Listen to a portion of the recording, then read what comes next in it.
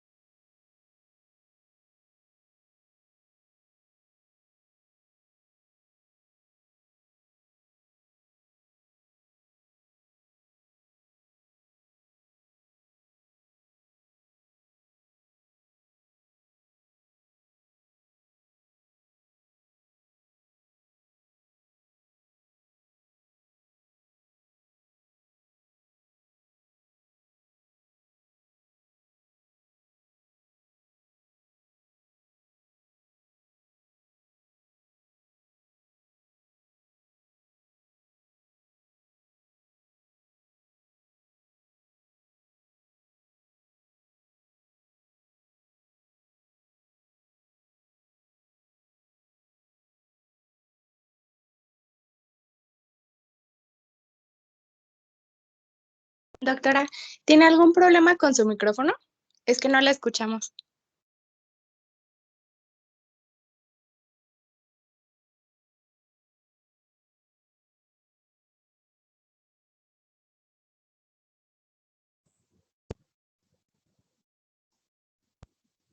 ¿Me escuchas? ¿Me escuchan? Ahora sí se escucha, doctora. Sí, es que alguien me silenció y creo que no lo quité. ¿Quieren que vuelva a empezar o así? Desde el principio, por favor, doctora, no se escuchó. Sí, desde el principio, por favor. Ok. Gracias.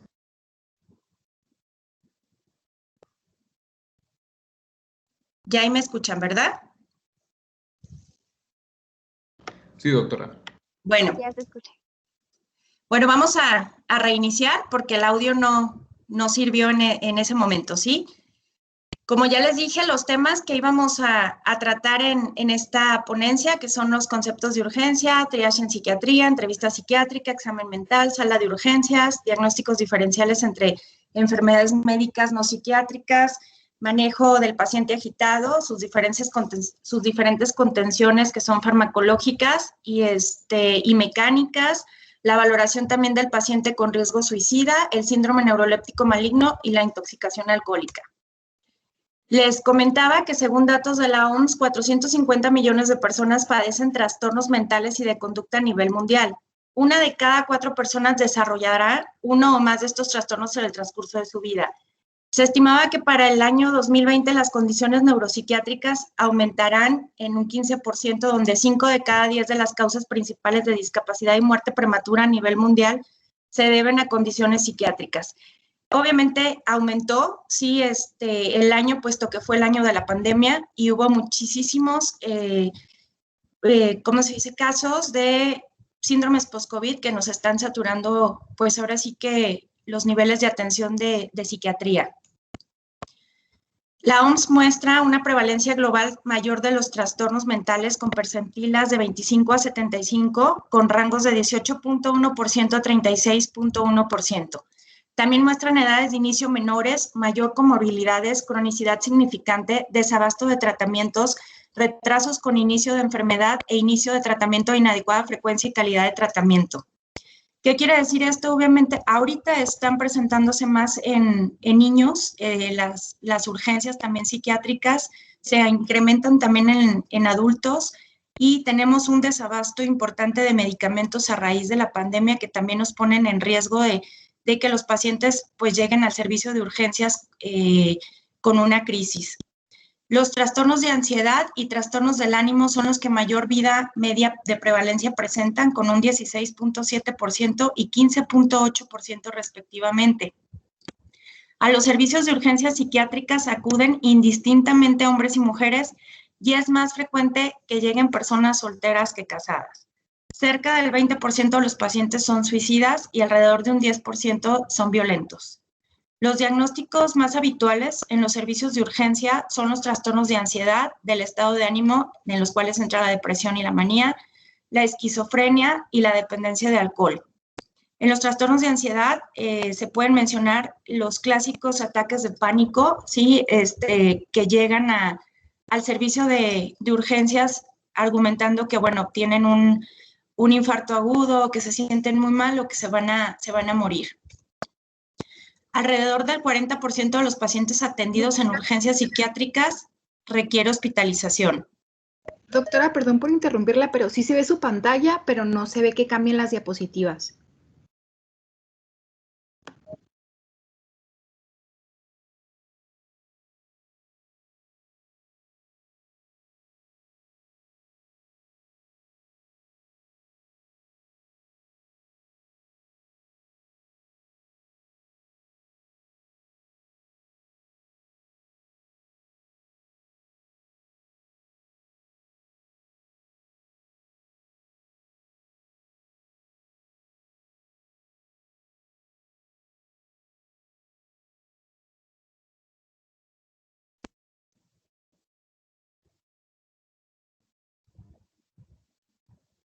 ¿Sí? ¿Me escuchan?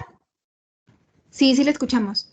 ¿En cuál diapositiva? O sea, ¿está parada en la primera diapositiva? Sí, sí, sí, está parada en la primera diapositiva. Pero conmigo sí están cambiando. No sé si le pueda... a ver, deme un segundo. ¿Ahí ya está? No, todavía sigue en la primera diapositiva.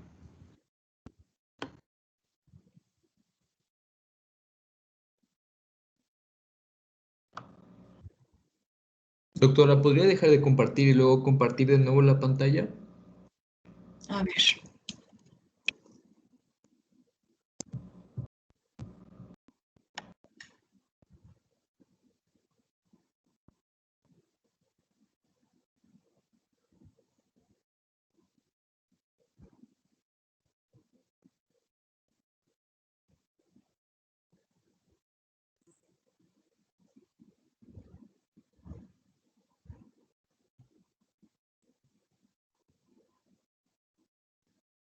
Ahí.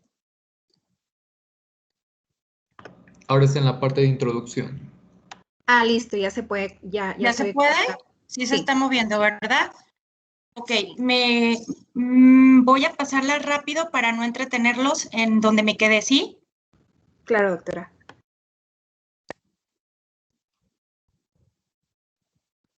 Creo que ya, bueno, les había mencionado esto.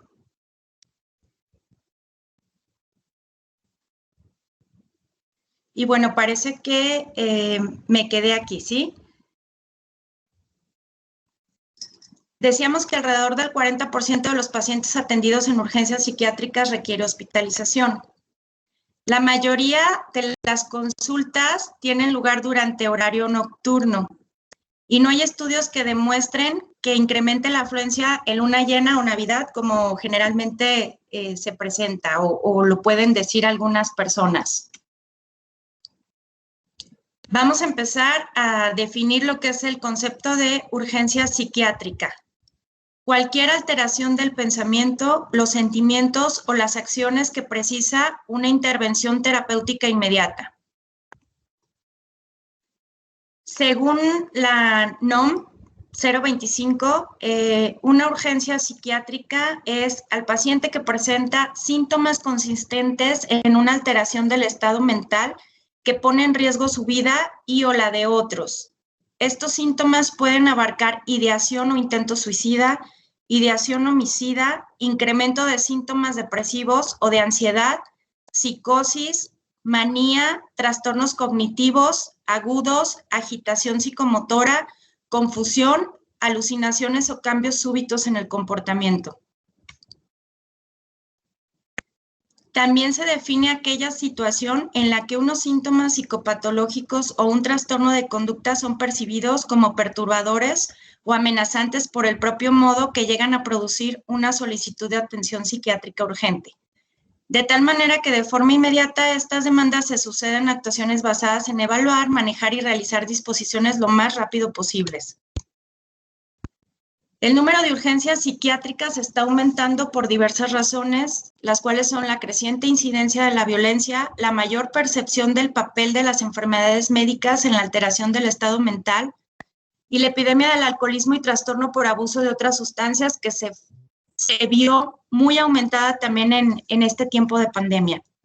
El campo de acción de la psiquiatría en urgencias se está ampliando y va más allá de la práctica psiquiátrica general, para incluir problemas especializados como consumo de sustancias ya antes mencionado, el maltrato infantil y conyugal, la violencia en forma de suicidio, homicidio y violación, y problemas sociales como la indigencia, envejecimiento, las capacidades y el SIDA.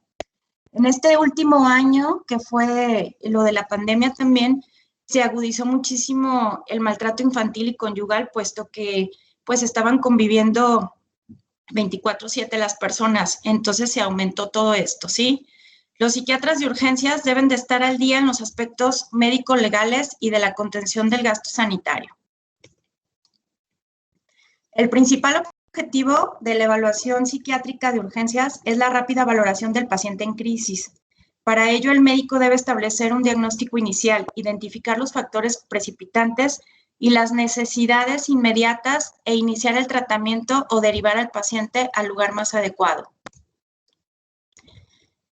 El triage, normalmente en psiquiatría, cuando llegan por ejemplo, en este caso al Hospital Psiquiátrico San Juan de Dios o al Salme o a algún otro lugar de contención para los pacientes psiquiátricos, se hace un triage, la cual la palabra proviene del francés triere, que significa escoger, entresacar y categorizar.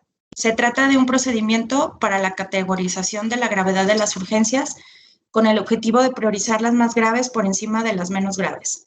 A mí me ha tocado estar en la parte del Hospital Psiquiátrico San Juan de Dios y me ha tocado también estar en la parte de ciertas urgencias en el Hospital Puerta de Hierro. Entonces, dependiendo de la urgencia, es el tiempo que se toma para manejar el problema. En este caso, bueno, el triage psiquiátrico se divide obviamente prioridad número 1, color rojo, condición resucitación, tiempo de atención inmediata. ¿Qué quiere decir? Algunas ocasiones han llegado los pacientes casi ya muertos al área de urgencias de psiquiatría y bueno, casi llegan para que se resuciten ahí mismo, ¿no? Esa atención es inmediata. Luego viene la prioridad número 2, que es el color naranja, que es urgencia y tienes que atenderlo en menos de 10 minutos. La prioridad número 3, que se clasifica en color amarillo, que es una condición de emergencia y el tiempo máximo que se debe de utilizar son 60 minutos.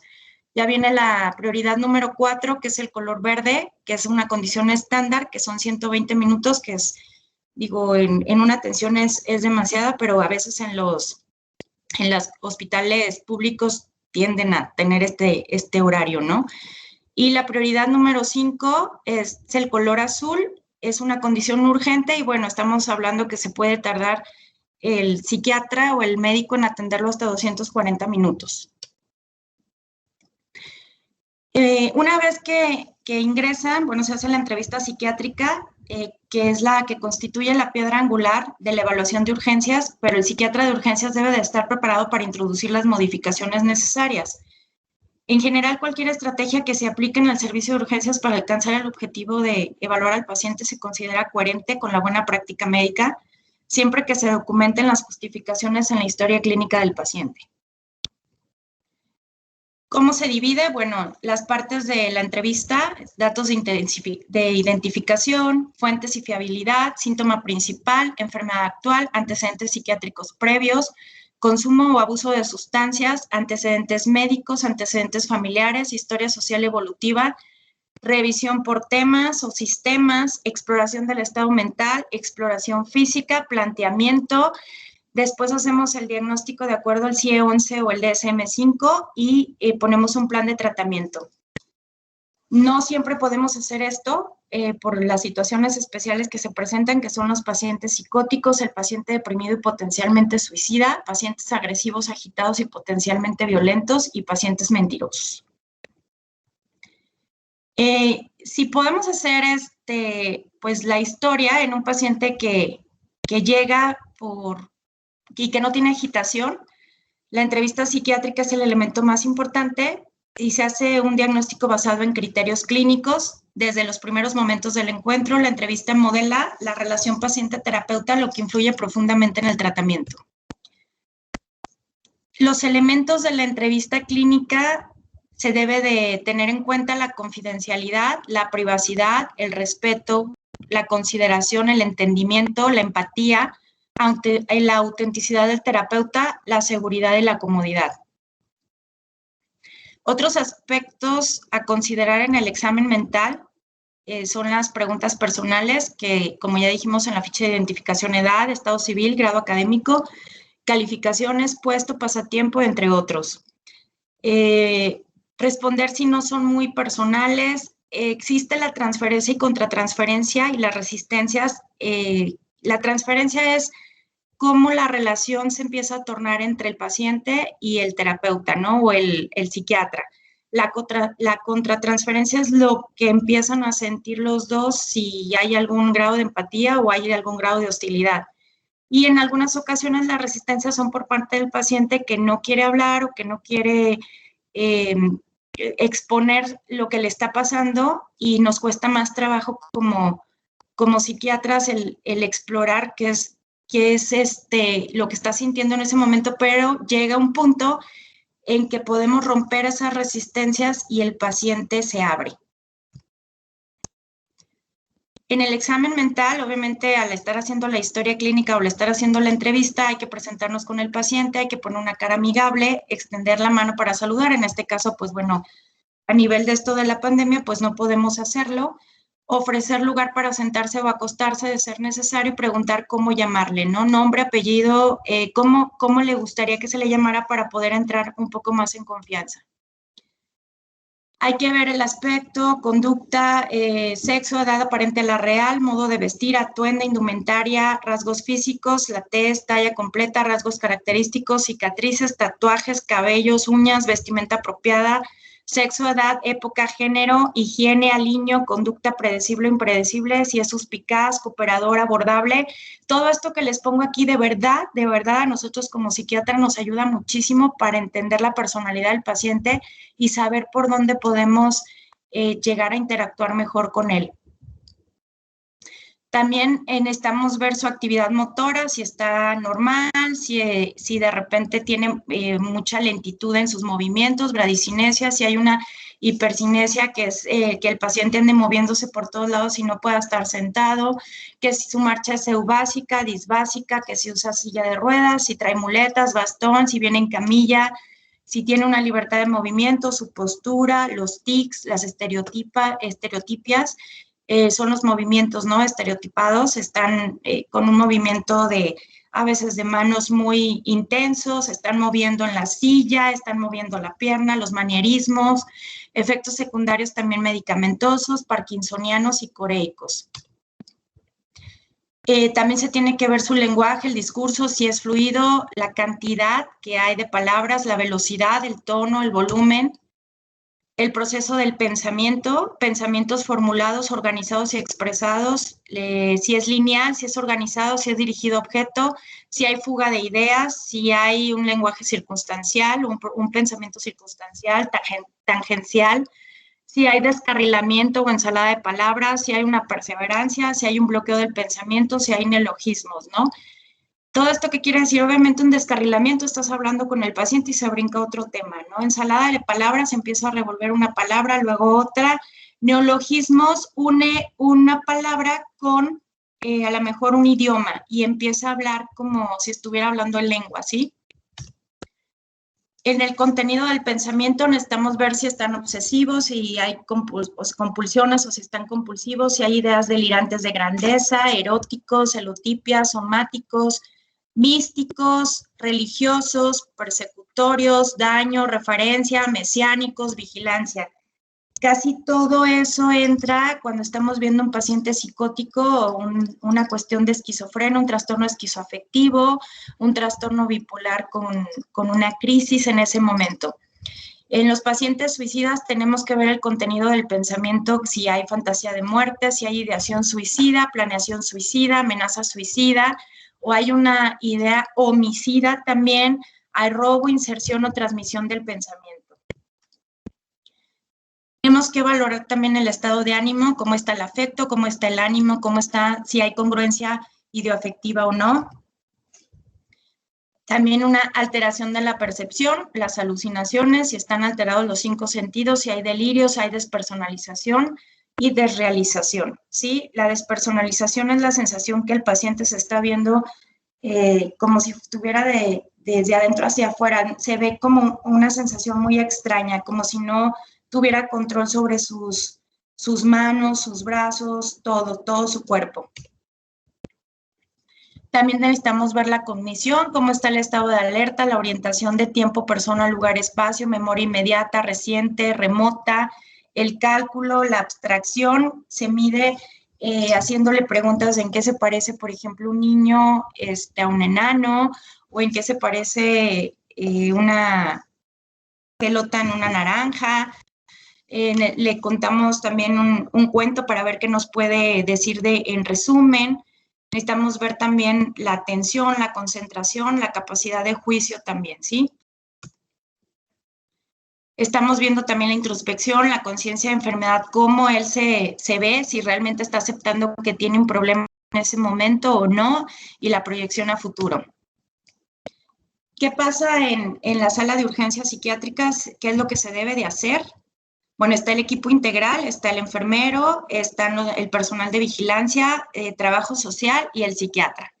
¿Qué es lo que se hace? Se toman signos vitales, está el área de triage para valorar si es una urgencia y se debe de atender en los primeros minutos o si puede esperar un poco. Tenemos que tener los consultorios con 2 puertas, uno para la entrada y la otra puerta debe de estar atrás de uno para que si en algún punto el paciente se torna violento, podamos tener un área de salida inmediata, ¿sí?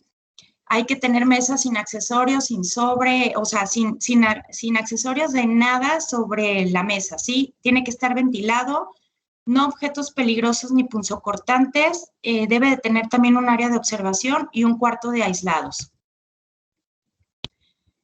¿Cómo se empieza a hacer? Bueno, un diagnóstico psiquiátrico, vamos a tomar en cuenta los síntomas afectivos, los síntomas psicóticos, los síntomas ansiosos, síntomas cognitivos, síntomas nésicos, ¿sí? Enfermedades neurológicas, enfermedades endocrinológicas, enfermedades infecciosas, traumatismo craneoencefálico, sustancias tóxicas, enfermedades genéticas, enfermedades congénitas y hereditarias. Nosotros tenemos lo que es el DSM-5 y el CIE-11, porque en algunas ocasiones las urgencias psiquiátricas que se presentan son dadas por una crisis a lo mejor de una cuestión médica, ¿sí? Si hay un estado de, por ejemplo, de hipotiroidismo o un estado de la tiroides muy descontrolado, si hubo por medio de sustancias que generaron este tipo de agresiones, en fin, todo lo que les estoy mencionando aquí. Ya pasamos, ya como cuestión al manejo del paciente agitado, ¿sí? Que, bueno, vamos a definir que la agitación es un estado de excitación mental con aumento de la actividad motriz, con sensación de tensión interna y en casos extremos se manifiesta con furor. No es en sí mismo un diagnóstico, sino la manifestación de un trastorno psiquiátrico. El paciente se mueve constantemente sin objetivo o bien mueve las extremidades sin desplazarse, puede presentar desinhibición verbal, falta de conexión ideativa y estado afectivo ansioso, irritable, eufórico, ¿sí? En muchas ocasiones llegan gritando al área de urgencias y tratan o están amenazantes con las personas que los llevan o con el mismo personal que se encuentra dentro del área de urgencias. La actividad puede ser improductiva, repetitiva o llegar a la agresión. Puede presentarse en una gran variedad de trastornos psiquiátricos y considerarse como una urgencia, ya que procede a la violencia. En la sala de espera conviven tanto pacientes agitados y no agitados. Es por eso que hacemos el triage, porque en algunas ocasiones están los pacientes que no están agitados y llega uno muy violento y para no poner en riesgo tanto al personal como a los pacientes que están en espera, es por eso que se hace esta división, ¿sí? La agitación es un estado de excitación mental y de aumento de la actividad motriz. El manejo de la entrevista con un paciente agresivo siempre es un problema. Su valoración en ocasiones requiere contención física y farmacológica, además de la verbal, antes de proseguir la entrevista. Los temores del médico pueden provocar mayor agresividad o fuente.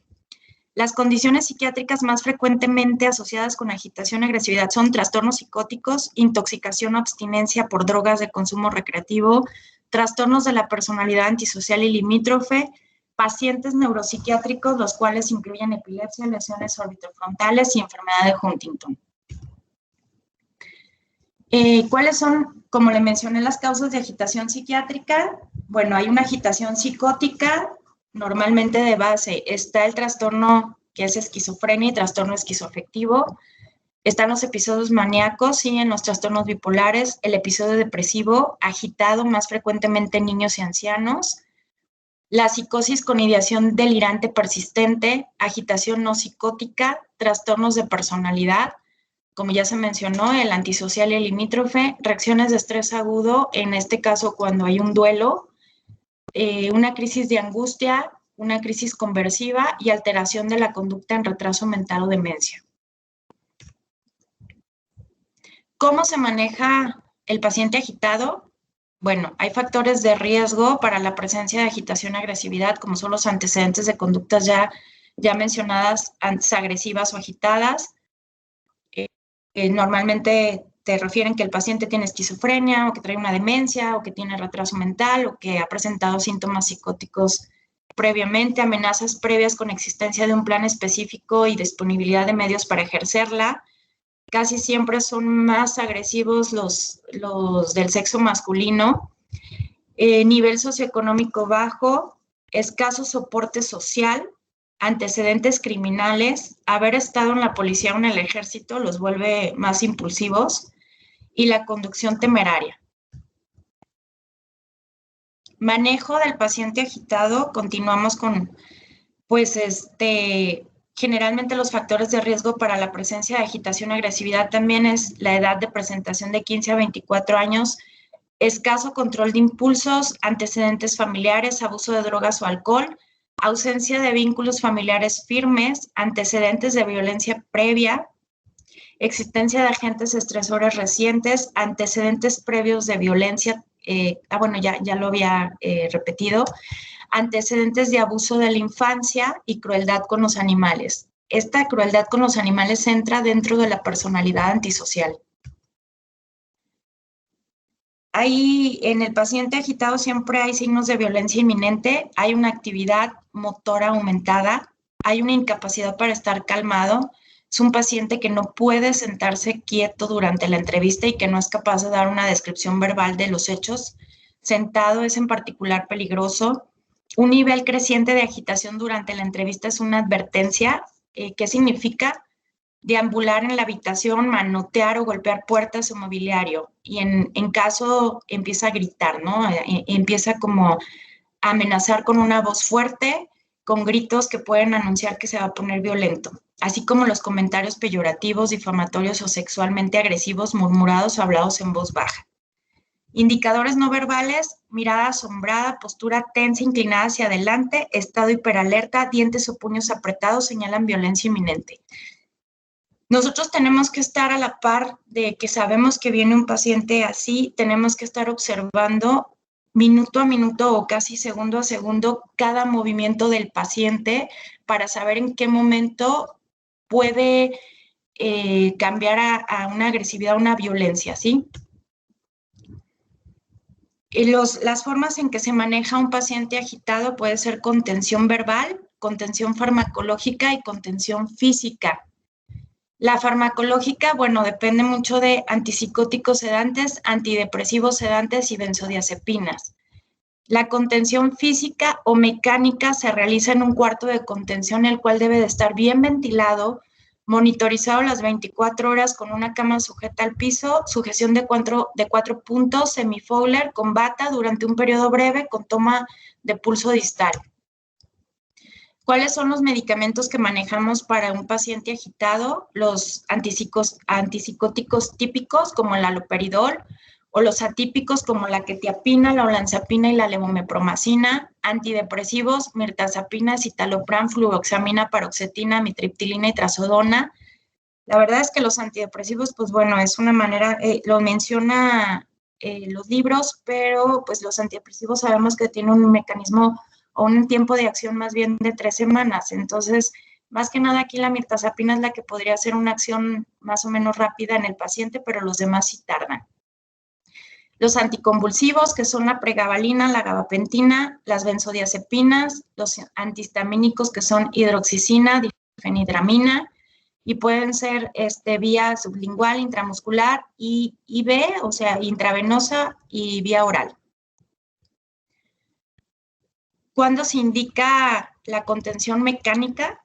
Cuando se tiene que prevenir de lesiones al propio paciente, como autolesiones, caídas accidentales, cuando se tiene que evitar disrupciones graves de programas terapéuticos como arranques de vías, sondas, entre otros, cuando también se tiene que, se indica para reducir estímulos sensoriales como al paciente se le tiene que poner aislado porque en algunas ocasiones viene está escuchando voces o está escuchando que lo amenazan o que se siente perseguido y tenemos que dejarlo en un lugar donde esté tranquilo para irlo calmando poco a poco.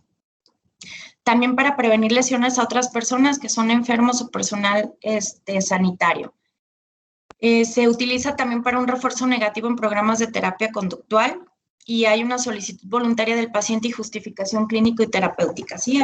En algunas ocasiones el paciente te avisa que se está poniendo inquieto, que se va a poner violento, que está sintiendo que las voces le dicen que maten o que le golpeen a alguna persona que está alrededor y piden su contención mecánica, ¿sí?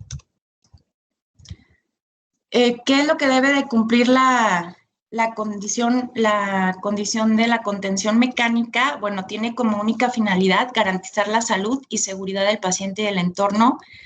Hay una indicación individualizada y limitada en el tiempo. Hay una medida terapéutica excepcional tras haber fracasado otras medidas alternativas, que es la farmacológica o la contención verbal. Se requerirá siempre la indicación del médico responsable. En situaciones excepcionales y por motivos de urgencia, el personal de enfermería podrá tomar la decisión, pero con comunicación inmediata al médico que valorará la indicación. Siempre se intentará indicar la medida menos restrictiva posible, ¿sí? Siempre vamos a intentar primero la contención verbal, la contención farmacológica, y si ya no es posible con ninguna de estas dos, entonces recurrimos a la mecánica. En ningún caso se podrá indicar una medida restrictiva en situaciones no justificadas por las circunstancias o el protocolo correspondiente. Contraindicaciones de contención mecánica. Si la situación se puede resolver por otros métodos de contención como el verbal y el farmacológico, como les he estado mencionando.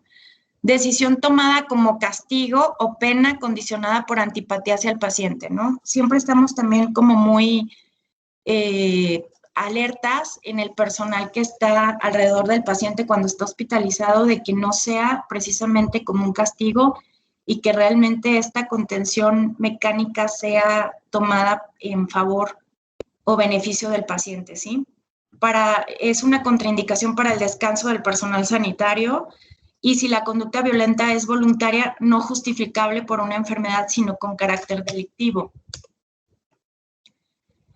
¿Cómo podemos, la contención verbal, qué objetivos tiene, no? Lograr alianza terapéutica, disminuir la hostilidad o agresividad, potenciar el autocontrol en el paciente y negociar otras salidas terapéuticas. ¿Qué recomendaciones podemos hacer al momento de hacer como una contención verbal? Bueno, siempre estamos como obligados a tener como una información sobre el paciente, asegurar una vía de salida accesible, colocarse fuera del espacio personal del paciente. Si ustedes llegan y quieren como acercársele y agarrarlo, el paciente se va a tornar agresivo, entonces tienen que respetar su espacio personal. Evitar gestos espontáneos y bruscos, porque de por sí el paciente psicótico está muy hiperalerta y está pensando que le quieren hacer daño, y si el personal que se acerca hace alguna mueca, va a sentir que le quieren hacer daño y puede soltar un golpe. No mirar de forma continua y directa al paciente, porque va a sentir que lo están retando, lo están observando, le van a hacer algún tipo de daño. No forzar interrupción del discurso del paciente y evitar actitudes intimidatorias o provocativas, y no buscar confrontaciones directas, sino alianzas sencillas. Ante el riesgo de violencia inminente, hay que ofrecer tratamiento farmacológico para ayudar a ver las cosas más relajadas, para no pasar este momento tan desagradable sin apoyo. O sea, son las palabras que pueden utilizar un poco con el paciente para ver si logramos calmarlo y que pueda como aceptar el tratamiento sin tener que llevar a la contención mecánica. Informar que se recurrirá a la sujeción mecánica si la ocasión lo requiere, y hacer una exhibición de fuerza, que el paciente vea personal sanitario, incluso vigilantes de seguridad dispuestos a poner en práctica la sujeción. En la contención farmacológica tenemos que tener conocimiento adecuado de las características del fármaco, rapidez en el inicio de acción, duración de acción no prolongada, administración vía oral o intramuscular, ausencia de metabolitos activos y de acumulación del fármaco, bajo riesgo de aparición de efectos adversos importantes, y la forma más usada en agitación es la vía intramuscular, y la cual la inyección que se pone normalmente la damos en el brazo, en el músculo deltoides, porque se absorbe más rápidamente ahí.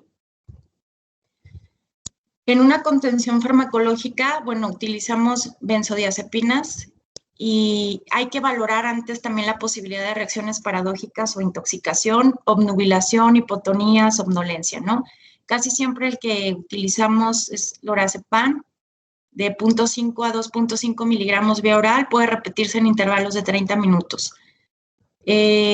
A una hora, siendo recomendable no superar 6 miligramos por hora ni 10 miligramos por día.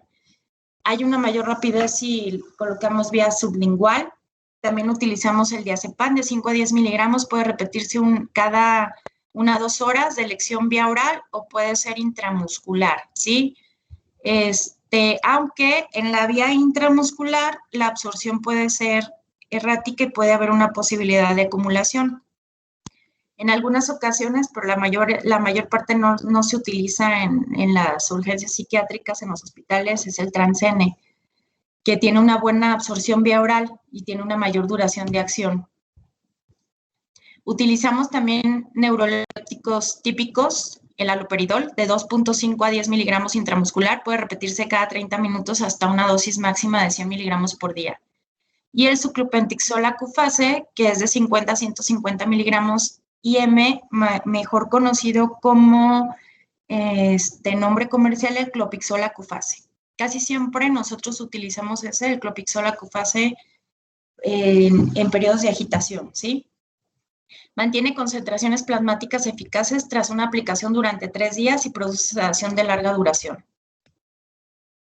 Los neurolépticos atípicos, que es la risperidona, podemos utilizar de 3 a 9 miligramos vía oral, y hay un comienzo gradual con incremento de 2 miligramos cada 24 horas. La olanzapina también es uno de los que más utilizamos vía oral o intramuscular, la dosis inicial de 5 a 10 miligramos y máxima hasta 30 miligramos. Máximo 3 días de tratamiento y se debe tener un cuidado con el uso simultáneo con benzodiazepinas vía intramuscular, porque hay un riesgo inminente de sedación, ¿sí? También está la ciprasidona, que el nombre comercial es el Geodon, que es un antipsicótico también atípico de 20 a 40 miligramos vía intramuscular, máximo también 3 días de tratamiento, bajo perfil de efectos secundarios extrapiramidales, ¿sí? Después de eso podemos como establecer ya, ahora sí, ya que bajó el paciente de la crisis, su tratamiento ya que tendrá pues una duración ya más larga, ¿sí? Contención farmacológica en situaciones especiales, en pacientes embarazadas. En algún punto, bueno, ahí utilizamos también la terapia electroconvulsiva. En caso de requerirse tratamiento, pues usamos benzodiazepinas de acción corta, que es el lorazepam, como ya se había mencionado. Y si se precisaran neurolépticos, es más seguro el haloperidol. Cuando hay una agitación de origen orgánico, tenemos que evitar como las benzodiazepinas porque pueden dar una agitación paradójica en ancianos. Solo indicada si hay alto riesgo de convulsiones o cuadros de abstinencia de alcohol y opiáceo. Como neuroléptico recomendado es el haloperidol y hay que evitar en este caso la levomepromacina, ya que el uso preventivo también de viperidona puede agravar el cuadro confusional. Muchas ocasiones das levo o das olanzapina y empiezan a tener síntomas extrapiramidales y quieres meter el viperideno para quitar estos síntomas y se puede agravar el cuadro confusional, ¿sí? ¿Cuáles son las alternativas que podemos utilizar? La risperidona, la olanzapina o el tiapride, pero generalmente lo que utilizamos es la olanzapina y luego la risperidona. Seguimos con la contención farmacológica en situaciones especiales, que es la agitación asociada a demencia. Está indicado el haloperidol, efectiva dosis mínimo de 2 miligramos al día, 1 miligramo igual a 10 gotas. Hay que tener precaución con olanzapina porque se relaciona con aumento de mortalidad global y la risperidona hay una relación de aumento en la cuestión del electrocardiograma en mayores de 75 años y hay un aumento también de riesgo de accidente vascular cerebral en estos pacientes, ¿sí? Hay que utilizar dosis bajas de lorazepam, que pueden ser una alternativa, y una precaución con neurolépticos ante la sospecha de demencia por cuerpos de Lewy. La quetiapina es una buena alternativa en casos de parkinsonismo asociado, más de 300 miligramos causa riesgo de hipotensión. Y también hay una efectividad de beta-bloqueantes como el propanolol en el caso de agitación y o agresividad asociada a paciente con daño cerebral adquirido. También en el delirium tremens hay varias pautas de tratamiento, pero la que se utiliza, bueno, es el diazepam, dosis de ataque de 20 miligramos por día vía intramuscular cada 30 minutos hasta sedación. Luego dosis de mantenimiento decreciente de 10 a 20 miligramos cada 6 horas. O, como ya se les había mencionado, utilizamos el lorazepam. Y bueno, ya entramos también al procedimiento de contención mecánica, que es vamos a tomar la decisión y la decisión deberá ser tomada por el médico responsable del paciente o el facultativo de guardia. Tenemos que tener al personal y los medios materiales. Debe de haber mínimo 4 personas y lo recomendable son 5. En algunas ocasiones el paciente es tan agresivo y tiene una fuerza tan fuerte que sí se necesitan más de 5 personas. El material que se necesita es una sujeción de tórax, 2 sujeciones de manos y 2 de pies, 4 alargaderas, número de ganchos necesarios para cada sujeción y al menos un imán importante en el sistema de frenado de la cama también, porque empiezan a quererse desujetar y se empiezan a aventar y si no tiene un sistema de frenado de la cama, empiezan a moverse con todo y cama por la fuerza que tienen, ¿sí? Debe existir un juego completo de sujeciones en cada unidad asistencial de ingreso y servicio de urgencias. ¿Cómo es que se debe de hacer la contención mecánica? Bueno, la posición ideal es en decúbito supino con la cabecera de la cama elevada. Esto facilita la administración de fármacos, aspiraciones y autolesiones por cabeceo. Se sujetará un mínimo de 2 miembros alternos, brazo derecho y pierna izquierda o viceversa, y un máximo de 5 puntos, cintura más 4 extremidades. Observación y seguimiento del paciente sujeto, el médico responsable o facultativo de guardia. Primera valoración siempre antes de las 3 horas posteriores a la sujeción. Posteriormente, cada 8 horas, anotar también en formulario de sujeción. Y el personal de enfermería visita cada 2 horas mínimo recomendable y toma de signos vitales cada 6 a 8 horas. En este caso, en el psiquiátrico, en el San Juan de Dios, tienen cámaras de circuito, entonces se está valorando o se está observando al paciente todo el tiempo. ¿Qué hay en las consecuencias perjudiciales de la sujeción? Pues úlceras por presión, el paciente se está queriendo quitárselas y se está lastimando y pues por eso se pueden hacer úlceras por presión, incontinencia urinaria, aumento de la tasa de infecciones nosocomiales, contracturas musculares, neuropatías, tromboembolismo pulmonar, que tenemos que tener una profilaxis a partir de las 12 horas o 24 horas con heparina. Si el paciente pues permanece más de 12 horas ya sujeto, decúbito prono, asfixia y autolesiones. Esos son los materiales que se tienen en el hospital, ¿sí? Para las sujeciones. Es lo que se debe de siempre tener ahí, y más aparte el cuarto está bien ventilado y los pacientes están en el hospital psiquiátrico, en el San Juan de Dios, están con aire acondicionado. Bueno, como les comentaba, hay aspectos legales, ¿no? Luego el paciente dice, es que me sujetaron, me lastimaron, me golpearon, ¿no? La sujeción física conlleva privación de la libertad del sujeto, acción terapéutica sin el consentimiento del paciente, legislación básica. Hay un artículo, el 211 del Código Civil, está el artículo 10 de la Ley General de Sanidad, consentimiento informado, el artículo 20.5 del nuevo Código Penal. ¿Qué es lo que pasa al ingreso de un paciente agitado que no puede decidir y que sus familiares lo internan de forma involuntaria? Se les hace llenar un consentimiento informado en donde, bueno, puede presentarse todo este tipo de situaciones que les estamos mencionando, y una vez que el paciente recupera su contacto con realidad, se vuelve a hacer una firma de un consentimiento, pero ya voluntario. Muchas veces el paciente se la pasa queriendo hablar por teléfono que lo tienen secuestrado y bueno, todo esto se debe de llevar a cabo. Se hace el consentimiento y se manda a Fiscalía de la Procuraduría, ¿sí? Debe estar sometida a la tutela judicial toda inmovilización de un paciente, involuntarias, aceptadas por el paciente o la familia, incluso las sujeciones a petición propia.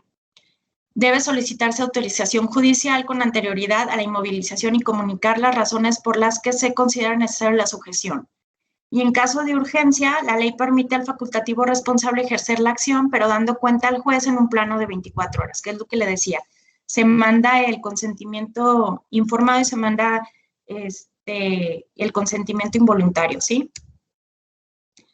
Bueno, sigue la acción terapéutica sin el consentimiento del paciente, excepciones recogidas en el artículo 10 de la Ley General de Sanidad, como ya lo habíamos mencionado, riesgo para la salud pública, no existe capacitación para tomar decisiones, corresponde a sus familiares cada decisión que se tome, posibilidad de lesiones irreversibles o riesgo de fallecimiento, eximente de responsabilidad penal que surge del artículo 20.5 del nuevo Código Penal. La aplicación del procedimiento es un mal menor que la no aplicación del mismo. Actuación en la inmovilización de un paciente de acuerdo con la ley vigente, ingreso voluntario y consentimiento del paciente, ingreso voluntario de ausencia del consentimiento del paciente, comunicación al juzgado del cambio de régimen de internamiento a involuntario y el ingreso involuntario, que era lo que ya les mencionaba. Y bueno, ya como para estar casi finalizando la plática, está también la valoración del paciente con riesgo suicida, que hay de 0.5 a 1% de muertes por suicidio. Los hombres son los que más cometen el suicidio, las mujeres son las que tienen más intentos. Los hombres lo consuman, ¿sí? Y son, bueno, mayores de 70 años y adolescentes, ateos y agnósticos. Hay más incidencia en separados, divorciados, viudos y que no tienen hijos, en los desempleados, jubilados, médicos y personal de seguridad. Clase alta, suicidio también, clase baja, intentos. Hay un riesgo suicida cuando no tienes una red de apoyo. El 90-95% se da también con presencia de una enfermedad psiquiátrica y bueno, cuando hay un riesgo suicida inminentemente se debe de hacer o dar una hospitalización. En el trastorno depresivo hay un 10 a 15% de riesgo suicida, más en los trastornos bipolares. En las toxicomanías, 5%, en los alcohólicos, en esquizofrenia hay de 5 a 10% en el primer brote de depresión postpsicótica, en el trastorno antisocial, en el trastorno limítrofe o border, en la anorexia hay un 5%, es la segunda causa de muerte después de enfermedades médicas, el dolor crónico, las enfermedades terminales o la incapacidad. También para tener a un paciente con riesgo de suicida puede haber antecedentes familiares de suicidio, conductas suicidas previas, 40% de depresivos que se suicidan habían tenido un intento ya previo. Hay que interrogar sobre pensamientos suicidas siempre. El 80% de los pacientes suicidas dieron avisos previos y no menospreciar métodos de baja letalidad, ¿no? La cuestión que dicen, es que si hubiera querido se mata, ¿no? O si hubiera querido ni siquiera avisa. No hay que menospreciar ningún intento, ¿sí? También otra condición de urgencia psiquiátrica es el síndrome neuroléptico maligno, muy poco conocido también en las salas de urgencias como generales. ¿Qué significa? Bueno, es un efecto secundario a los antipsicóticos típicos o atípicos. Se presenta 24 a 72 horas posterior al inicio, de inicio a toma de antipsicótico. Se presentan síntomas extrapiramidales, o sea, andan para arriba y para abajo, se agitan. Hay un cambio en la conciencia, hay hipertermia, taquicardia, sudoración, palidez, confusión, estupor, coma, falla renal por mioglobinuria y hay una mortalidad del 15 al 20%. Generalmente el paciente se empieza a tornar con hipertermia, empieza a haber hipertensión, luego vuelve a la normalidad, luego otra vez hipertensión, está sudoroso, estuporoso, empieza a tener cambios en la conciencia y obviamente siempre tenemos que estar atentos que si están tomando antipsicótico hay un riesgo latente que puede presentar o puede ser muy sensible al síndrome neuroléptico maligno, ¿sí? Este síndrome no se trata en el hospital psiquiátrico, se manda inminentemente de urgencia en una ambulancia de terapia intensiva a los hospitales, ya sea privados o particulares, ¿sí? Y también, bueno, tenemos el síndrome serotoninérgico, el cual provoca problemas digestivos, hipertermia, sudoración, temblor, hiperreflexia, agitación, confusión, coma y muerte. ¿Cómo se puede dar? Cuando el paciente se toma exceso de antidepresivos, ¿sí? O que está combinando una mayor cantidad de antidepresivos de la que le corresponde, puede empezar con un síndrome serotoninérgico y es una cuestión de urgencia psiquiátrica. ¿Qué es lo que puede como presentar? Bueno, pues confusión, trastorno también de memoria, visión borrosa, midriasis, sequedad de boca, estreñimiento, retención urinaria, inhibición de la eyaculación. ¿Qué es lo que pasa? Que en algunas ocasiones tienen más miedo a las intoxicaciones o a los abusos del que el paciente se tomó 60 tabletas de clonazepam o 60 tabletas de lorazepam, y realmente los que causan más la muerte y los que tienen más problemas y es una urgencia inminente también son los antidepresivos, ¿sí? Son el exceso de antidepresivos. Y viene ya por último la intoxicación alcohólica, que nosotros, bueno, hacemos la escala de Sigua y el tratamiento obviamente es hidratación, diazepam o lorazepam, complejo B, que es la tiamina, riboflavina, niacina, ácido pantoténico, piridoxina, biotina, conocida también como vitamina H, ácido fólico y cobalamina. Damos a veces valproato de magnesio o el magnesio que previene convulsiones y tratamos de no meter antipsicóticos ya que puede empezar a convulsionar. Aquí está la bibliografía, espero que les haya sido de ayuda y de interés lo que se les presentó. Gracias.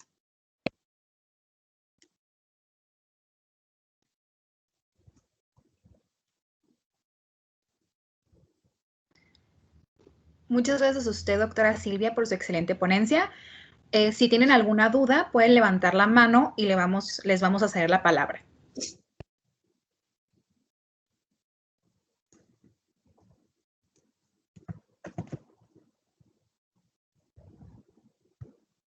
Perfecto, ya empezaron a levantar la mano. Les vamos a ir cediendo la palabra.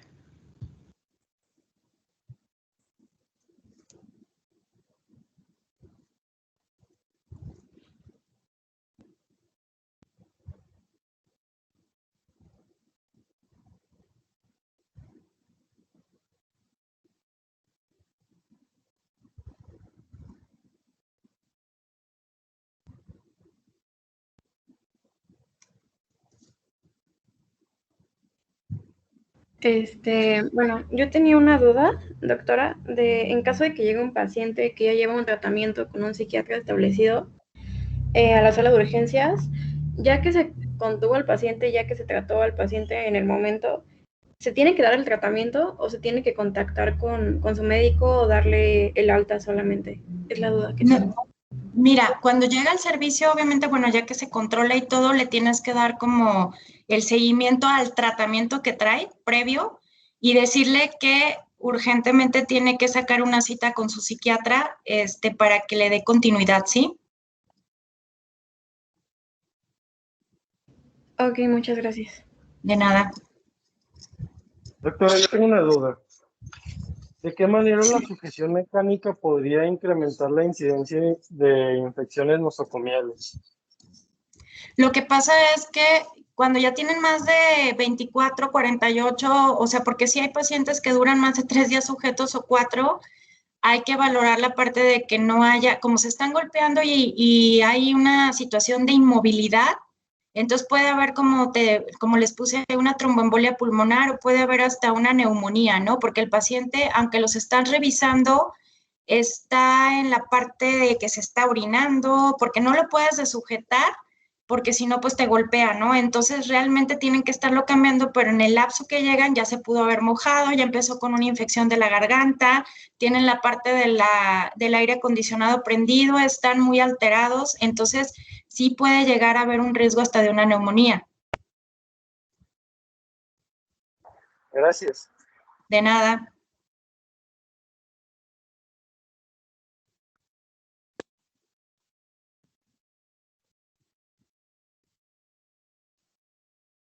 Igual hay otra duda, doctora.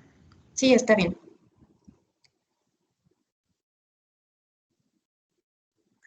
Buenos días.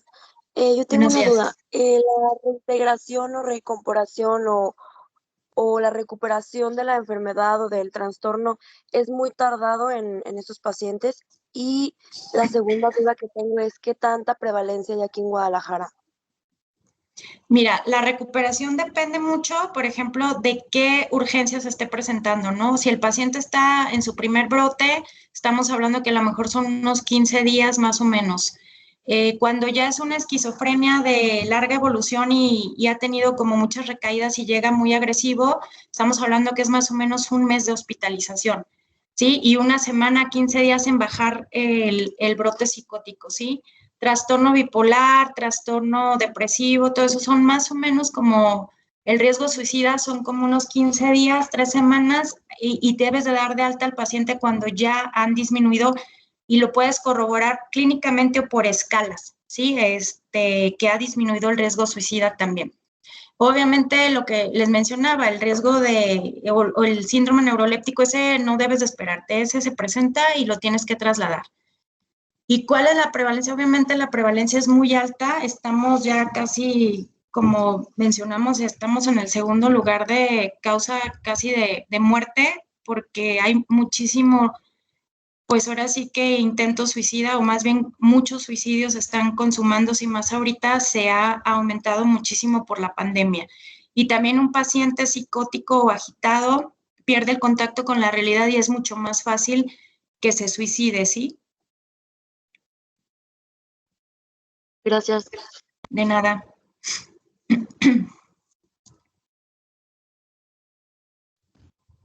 Y al parecer hay una última duda, doctora.